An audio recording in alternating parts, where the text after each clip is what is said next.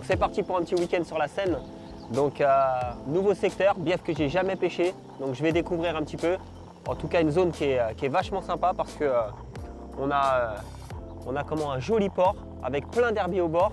Et en fait on a le lit de la rivière qui se trouve assez loin. Et à partir des bateaux, ça devient une énorme banquette avec 2-3 mètres d'eau à peu près. Des herbiers partout, des nénuphars, des cailloux au bord. Donc ça sent vraiment le regroupement, une zone potentiellement où les poissons peuvent frayer en ce début de saison. Et donc j'espère que j'arrive au bon moment, ou juste avant, ou juste après. Et peut-être qu'il y a un ou deux poissons à prendre dans le week-end. Donc vous savez que la Seine est très compliquée, c'est un fleuve très lunatique. Donc si j'arrive déjà à prendre un poisson dans le week-end, je serai déjà très satisfait.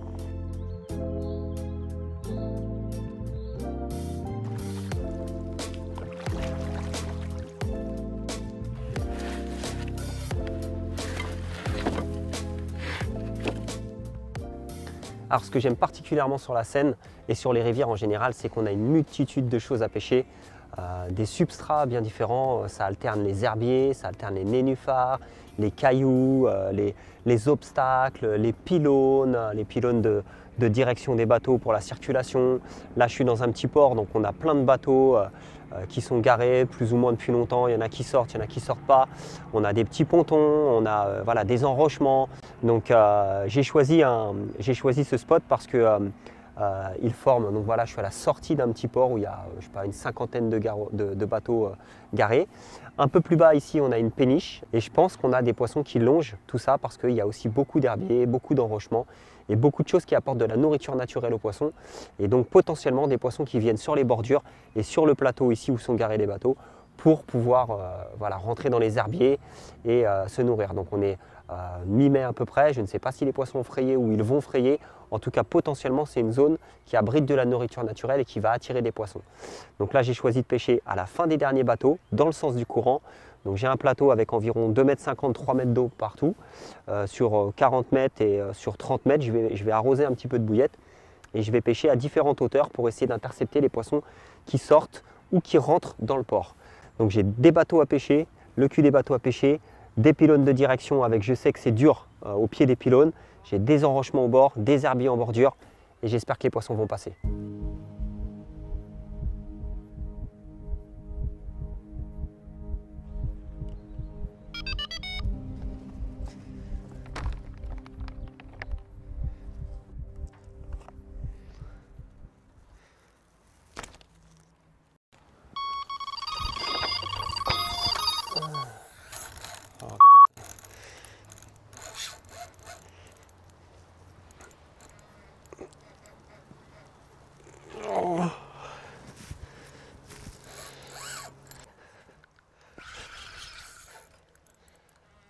Il n'y a rien à faire en rivière, hein. Quand les glanes ils sont là, que ce soit carnet, graines, on peut éviter tout ça. Il n'y a rien à faire. Bon, ça fait de l'action, c'est sympa toujours, mais à un moment, c'est pas ce qu'on recherche. Ils sont pas super gros, mais bon, c'est toujours très violent, très impressionnant. Bon, on reconnaît tout de suite, hein, quand on a l'habitude à la touche, tout de suite, on sait si c'est un glane ou une carpe. Bon, bah là, c'est un glane, je peux vous le dire, hein.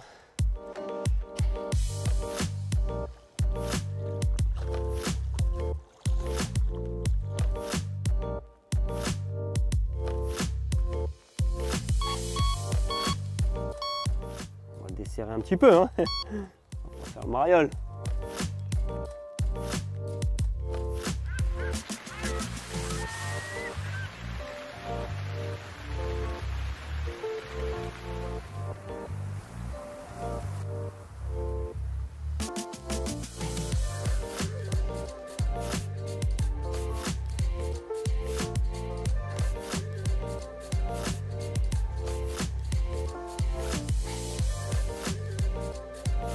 Oh bien, là va partir direct, je te le dis. J'ai senti la différence. Là.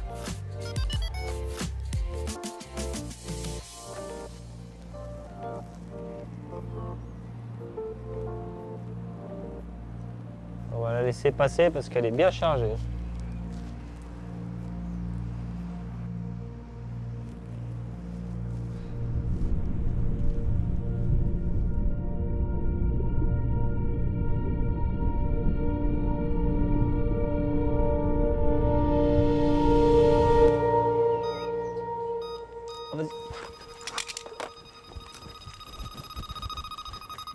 Planos. Quoique. C'est quoi ça? T'as vu ça? Non, c'est quoi? Bah, je sais pas, ça a sauté comme un sturge. Regarde, on dirait un sturge, il est en surface. Qu'est-ce que c'est que ça? Petite coco, toute petite coco.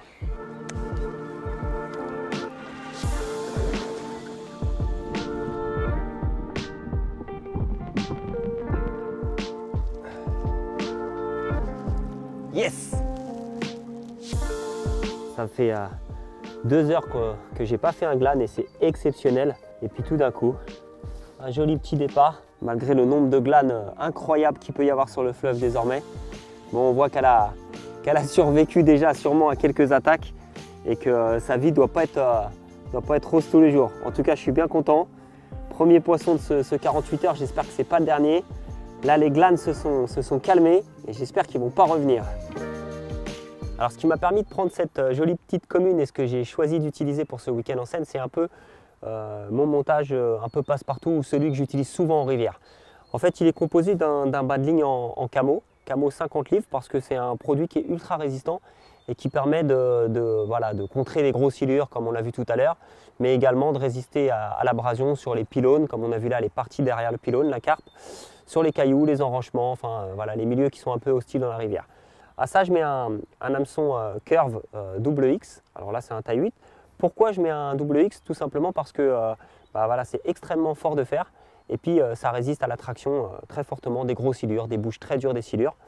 Et puis, pourquoi un curve? Parce que, comme vous le voyez, ce montage, il est ultra agressif.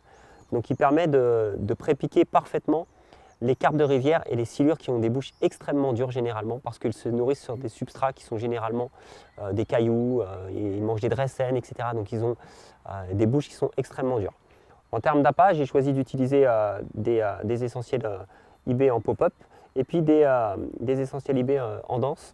L'hameçon se pose et puis comme c'est équilibré et très léger, ça bouge comme ça dans le courant. Et ça déclenche un réflexe de préemption sur les carpes. Et les carpes sautent dessus parce qu'ils ont l'habitude de manger des écrevisses qui se baladent ou des petits mollusques. Et donc ça déclenche un petit peu leur agressivité. Malheureusement, celle des silures aussi. En termes de plomb, j'utilise des grippas. Pourquoi les grippas? Parce que non seulement ils restent bien grippés au fond, mais lorsque vous ferez pour un combat, ils décollent très rapidement. C'est la particularité de ces grippas plats et pleins. Parce que voilà, dès que vous ferrez, ils remontent très facilement en surface et ça permet tout de suite de pouvoir brider et de sortir les poissons au-dessus des herbiers ou au-dessus des enrochements. Voilà le matériel que j'utilise en rivière. C'est solide, c'est costaud. Les carpes ne sont pas pêchées. Généralement, c'est ce qu'il faut pour sortir des poissons. Il n'en faut pas plus. Alors, il est 19 h. Je vais vite aller remettre cette canne parce qu'elle vient de partir. Potentiellement, il y a quelques poissons à prendre. Les petits poissons se promènent généralement par groupe. Donc, je vais essayer de prendre un deuxième poisson avant la tombée de la nuit. Bim!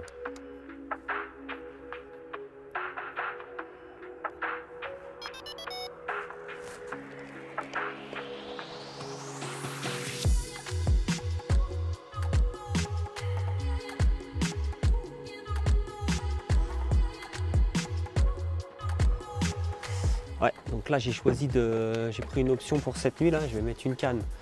J'ai amorcé un petit peu de graines. Voilà. Et je vais pêcher ici en bordure. Donc je vais mettre une canne en extrême bordure ici là. Donc c'est 5 mètres du bord. J'ai sondé, il y a un petit peu d'herbier, un petit peu de caillasse. Donc ça c'est pour les poissons qui longeraient sous les bateaux. C'est histoire de ne pas mettre tous les œufs dans le même panier. Voilà, donc on va essayer de voir si peut-être en fin de nuit, demain matin, les poissons qui longent, on peut peut-être prendre un poisson ici.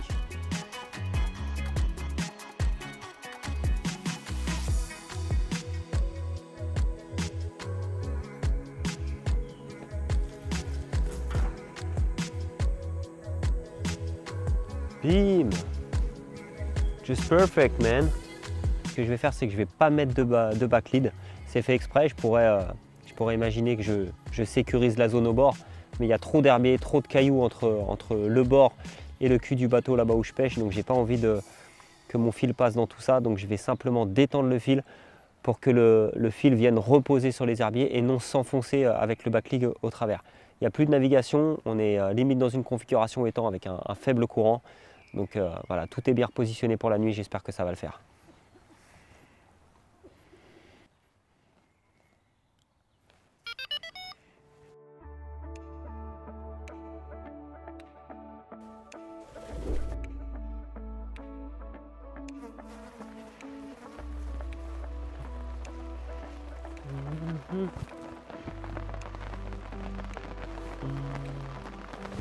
T'es en cache, ma cache?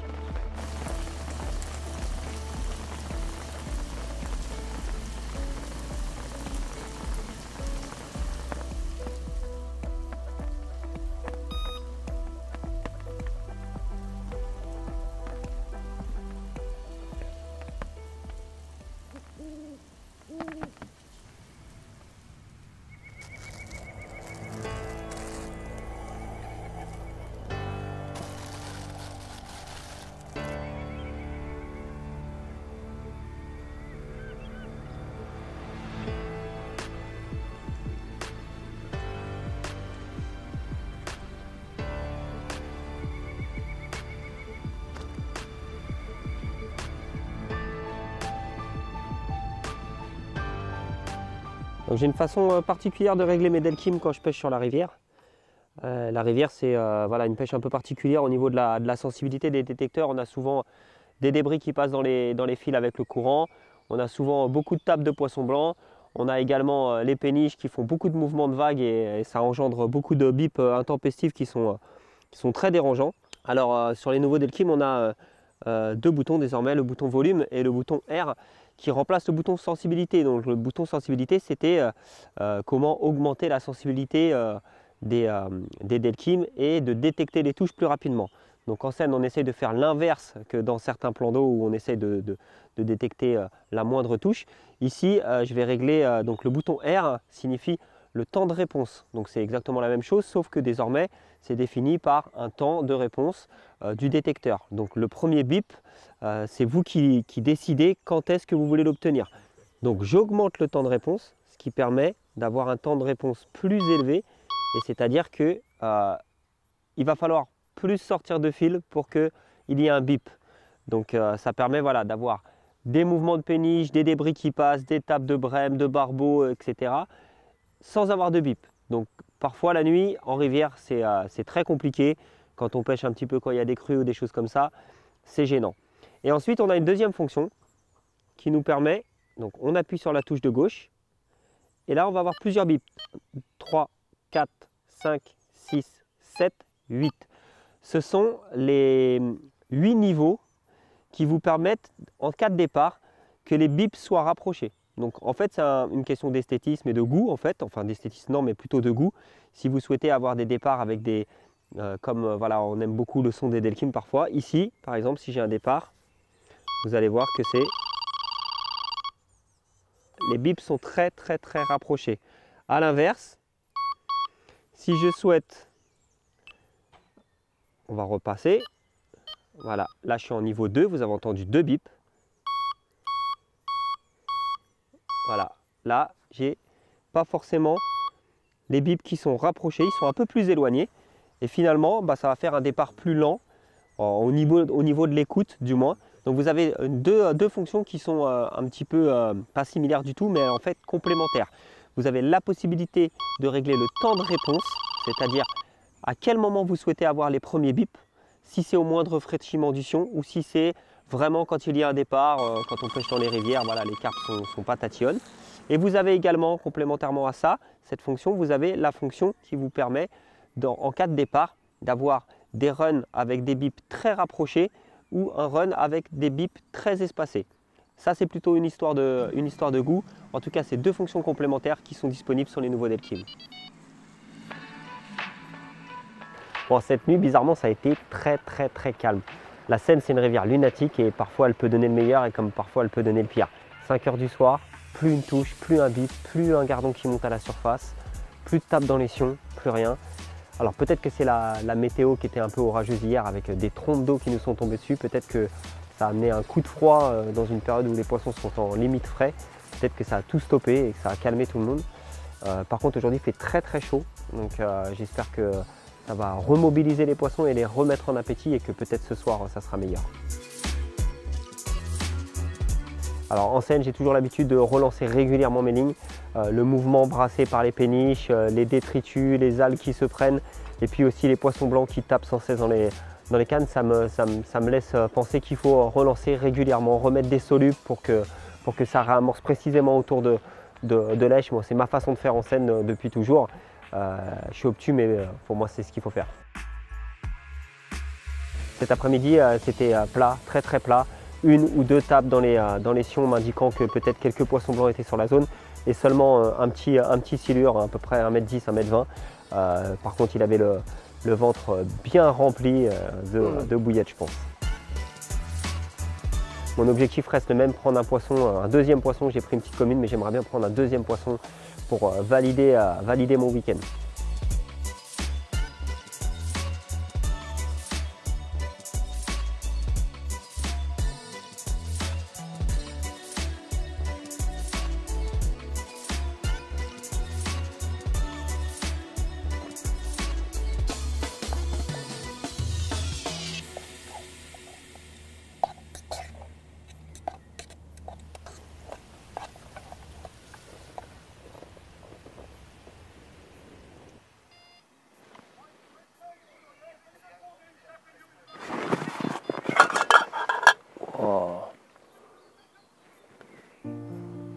Ouais, ça fait maintenant à peu près une vingtaine d'années que je pêche la rivière Seine.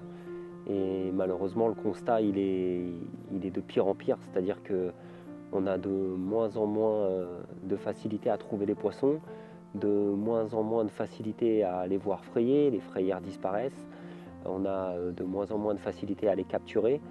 Et ça, c'est sûrement dû à plein de choses, sûrement peut-être voilà, l'urbanisation des berges qui anéantissent toutes les frayères. On a aussi l'effet silure qui est devenu omniprésent sur la Seine au fil des années, et hormis sur certains biefs, mais sur les biefs que moi je pêche, on ne trouve plus de petites carpes issues de frais ou des choses comme ça. Donc, et par exemple les biefs où je pêche dans Paris, où j'ai pêché beaucoup dans Paris, de plus en plus on a vu disparaître les petits poissons et laisser place aux seuls vieux poissons qui arrivent encore à survivre dans Paris. C'est un fleuve qui est réputé pour être lunatique. Tous mes amis et collègues avec qui je parle voilà, ont parfois l'impression que les conditions météorologiques sont parfaites, que les poissons sont conditionnés sur les amorçages qu'ils effectuent, et puis finalement voilà, il n'y a rien qui se passe. On ne sait pas si les poissons sont là, on ne touche pas une brème de la nuit, on ne touche pas un chevenne de la nuit, mais les belles pêches, c'est devenu désormais plus des cartons. Simplement prendre un poisson sur la Seine ou deux poissons sur la Seine, ça devient déjà quelque chose de fantastique. Ce 48 heures, il prend malheureusement le chemin que prennent de plus en plus de sessions que je fais sur le fleuve. C'est-à-dire que où on tombe sur des biefs qui sont très poissonneux, comme on a pu le voir dans un épisode de Masterclass où là j'ai pêché un bief où beaucoup de gravières qui longent ce bief ont déversé dans la Seine lorsqu'il y a eu les grosses crues, leur population de poissons. Et donc on a des poissons qui ont recolonisé la Seine. Mais sur l'ensemble des biefs où je pêche, on n'a pas ce phénomène, c'est-à-dire qu'on a une souche originelle et qui disparaît au fur et à mesure des années, et ça devient très très compliqué de faire des belles pêches régulières sur cette rivière.